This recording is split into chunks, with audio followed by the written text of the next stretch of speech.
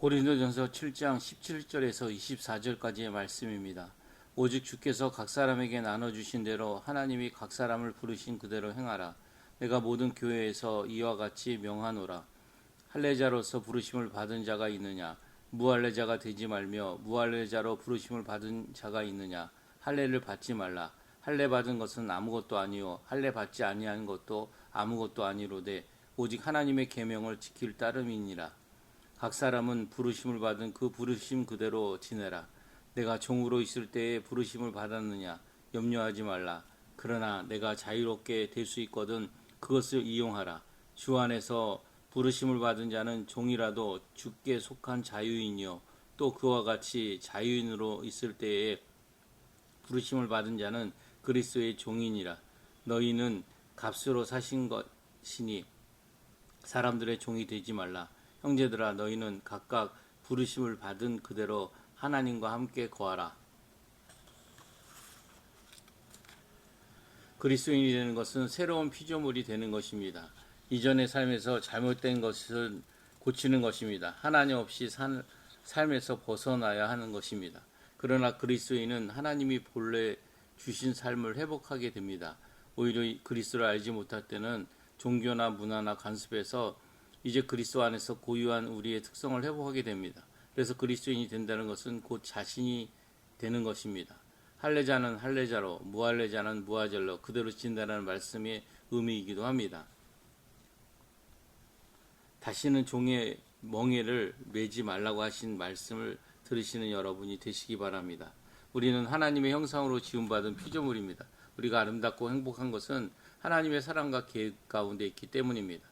우리가 하나님의 형상으로 지음받음을 선악을 분별하고 선하신 하나님의 뜻에 순종하는 것입니다. 인간이 인간으로 행복한 것은 하나님의 뜻에 따라 하나님의 질서에 복종할 때입니다.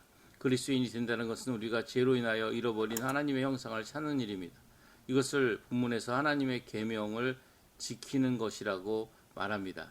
19절에 할례 받은 것은 아무것도 아니요 할례 받지 않은 것도 아무것도 아니로되 오직 하나님의 계명을 지킬 따름이니라. 자신이 되는 것보다 더 중요한 것은 하나님의 계명을 지키는 일입니다.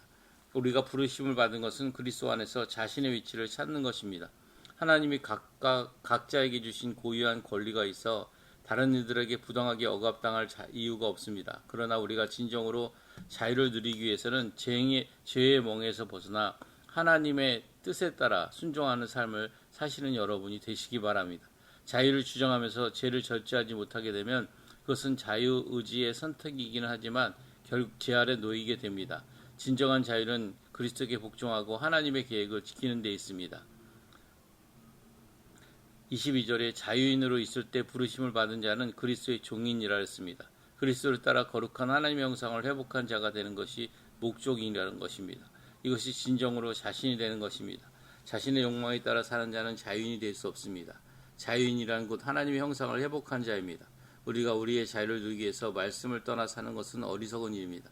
진정으로 자유를 찾으시려면 하나님이 세워놓으신 질서에 자신을 맞춰야 됩니다. 이것을 위해서 그리스도의 은혜가 필요하고 전적으로 순종하는 것이 요구됩니다.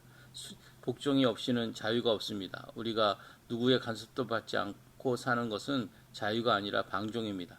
자신이 되어야 하지만 우리 목표는 그리스도의 형상을 담는 것이고 주님의 말씀에 복종하는 종이 되는 것입니다.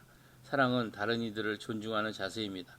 다른 이들에게서 존중받지 못할 때 사람들은 상처받게 되고 비관적이 됩니다. 아이들이 어려서 부모에게서 친구에게서 존중받지 못하고 성장할 때 아이들은 고통스러운 인생을 살아갑니다.